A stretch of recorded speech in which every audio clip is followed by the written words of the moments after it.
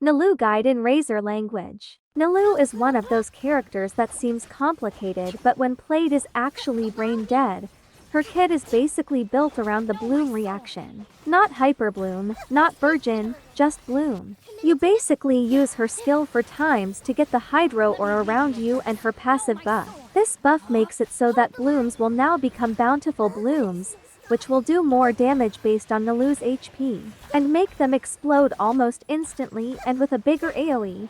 She can also use skill and 3 normal attacks to enter a different stance which will give her Hydro infusion, but that's not preferable. The attack that decides which version you activate is actually the last one, so you can even do skill to normals and skill again, and you will activate the Hydro aura, or also 3 skills then 1 normal, and you will get the infusion instead.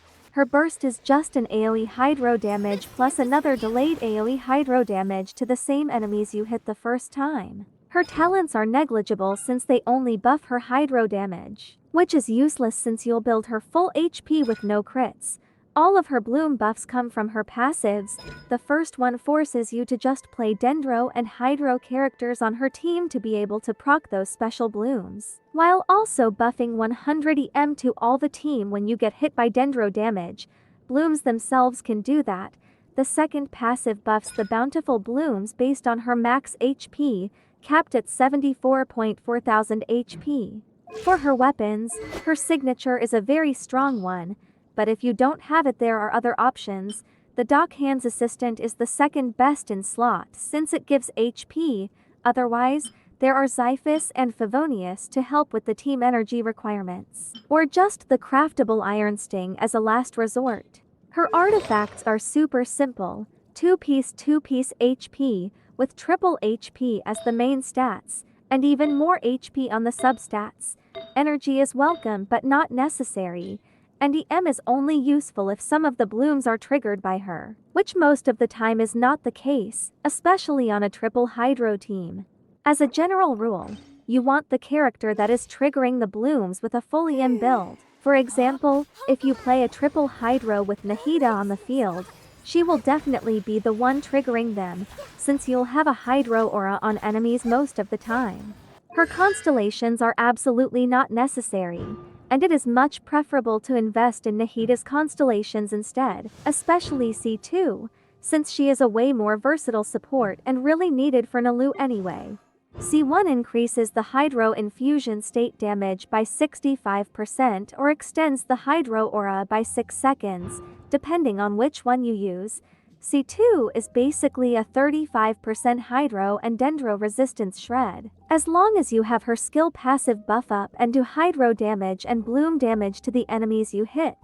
C4 gives her 15 energy and buffs her burst damage by 50% for 8 seconds after you finish all her skill steps. And lastly, C6 basically buffs her crit rate and crit damage based on her max HP, capped at 30% rate and 60% damage at 50,000 max HP.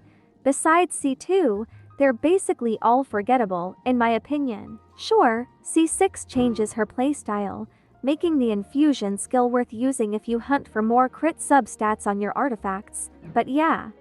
As I said earlier, leveling her talents is completely useless for her kit to deal damage, so you can keep them at level 1. But if you have C6 or for some reason, you really want to play her on field before C6, then you can level up skill and burst. Her team is very simple, only use Hydro and Dendro characters with lots of elemental applications, with either 2 Hydro and 2 Dendro, or 3 Hydro and 1 Dendro. The best triple Hydro in my experience is only with Nahida on field, but you can try with Baiju or Alhaitham too, even though I would recommend going with 2 Dendro in that case.